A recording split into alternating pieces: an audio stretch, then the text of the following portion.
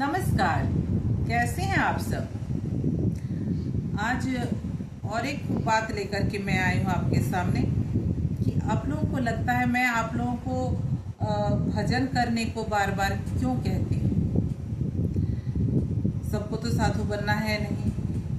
भजन करने से साधु ठीक है, मन को साध लेना, मतलब जो साध ले वही साधु है। इसके लिए घर छोड़ने की आवश्यकता नहीं है, या फिर आप जो भी काम करते हो उसको छोड़ने की आवश्यकता नहीं। घर छोड़ के कहीं चले गए हिमालय में, इसकी भी आवश्यकता नहीं है।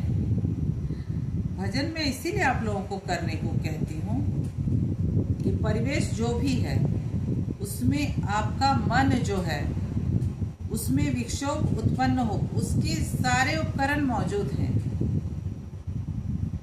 तो कैसे करके खुद को संयमित रख करके आप अपने लक्ष्य को पालें। संसार में भी रहते हो आप, तो कुछ तो काम करते हैं। अब कुछ ऊंचाई तक जाएंगे ये तो सोच के रखा हुआ कि मुझे यहाँ तक, ये तक बनना है, ये करना है। जो भी काम आपने सोचा है कैसे करके करेंगे, क्योंकि मन को भरमाने के लिए बहुत कुछ है। मैंने कहा ना, सारा उपकरण तैयार है, मौजूद है।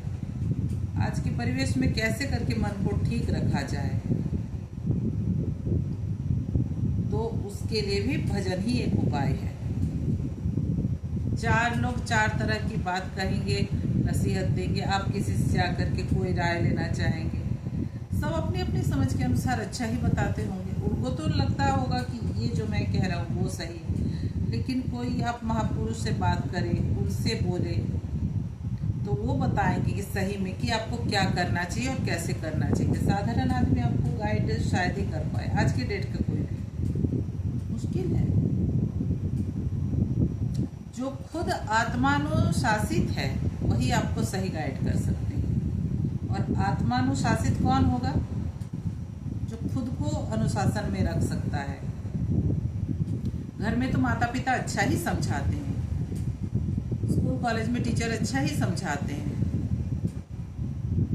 और अपने से जो बड़े हैं, सीनियर हैं, वो लोग भी अच्छा ही समझाते हैं, लेकिन पल्ले कितना पड़ता है सबका। फिर वही अपना दिमाग लगाते हैं, फिर उसके अनुसार करते हैं। लेकिन अगर साधना करेंगे ना, तो आत्मानुशासन जो मैं बोली ना, वो विचार करेंगे। बड़े ने कहा, ये सोच करके कहा है, हाँ तो मुझे ये करना चाहिए, तो फिर वो भटकेगा नहीं। कोई भी बोला है बड़ा जो भी है, तो वो भटकेगा नहीं। आत्मानुशासन की बहुत आवश्यकता है, और वो तभी संभव है जो साधना करता है, थोड़ा भी भगवान का नाम जप करता है, वही ये सब कर सकता है। नहीं तो माता पिता ने जो भी कहा, बच्चों को कहाँ अच्छा लगता है। अच्छी बात कहने से भी नहीं अच्छा लगता है। सोचते क्या कुछ बोलते, क्या हमारे पास अकल नहीं, हम बड़े हो गए। वो आपके डबल हैं एज में, उनके अनुभव का भी तो कुछ लाभ लें आप। लेकिन कहाँ लेना चाहते हैं, नहीं लेते, खुद अपना दिमाग लगाते हैं और फिर उस अनुसार काम करते हैं। लेकिन आत्मानुशासित होंगे तो फिर क्या होगा, उस पर विचार करेंगे, बड़ों ने क्या कहा, क्यों कहा, और वो जैसे विचार करेंगे ना, उनको भी ये बात समझ में आएगी कि सही कहा। जब आप उस एज में खड़े होंगे ना, जिस एज में आपके माता पिता हैं, तब आपको लगेगा हाँ पापा ठीक ही बोलते थे, तब बात समझ में आती है। लेकिन तब समय गुजर चुका होता है, क्या कर लेंगे। तो साधना करने से ना, यहाँ पर आपको लगेगा कि सोचेंगे आप। सबसे पहले तो आपको विचार करने के लिए मन करेगा, एकांत में बैठेंगे, उनकी बात को आप टालें कि ना टालें, ये आप सोचेंगे, और अंततः आप नहीं टालेंगे, उनकी बात मान करके चलेंगे। बिना भजन के आत्मानुशासित कोई नहीं हो सकता है, क्योंकि भजन करने पर ही ना आत्मा जागृत होती है। जहाँ से भी आपने मंत्र लिया है, कहीं से भी लिया है, कहीं से सुना है, उसका जप करते हैं, तो गुरु के माध्यम से ही वो जागृत होता है। तो जागृत होने के बाद आत्मा जागृत हो गई, आत्मा बलशाली हो गई। तब जाकर के आप कुछ सोचेंगे, बड़े ने कहा, क्यों कहा, मेरे फायदे के लिए कहा, इसलिए कहा, फिर आप उसको मानने की क्षमता आप में आएगी। अदरवाइज क्या होगा पता है, सबसे पहले तो भजन नहीं करेंगे तो आत्मा कृष्ण है। एक संकल्प लेते, संकल्प में कोई ताकत नहीं है कि ठीक है मैं कल से चाय नहीं पीऊंगा, फिर अगले दिन वही चाय पीना। 4 बार चाय पीता हूँ, 4 बार चाय नहीं पीऊंगा, 1 बार पीऊंगा, वही 4 बार ही आप चाय पियेंगे। हो सकता है 1 कप ज्यादा ही पी लें, नहीं हो पाता है। आत्मा में जब तक ताकत नहीं आएगा और जागृत नहीं होगी, वो सुप्त है, ठीक है,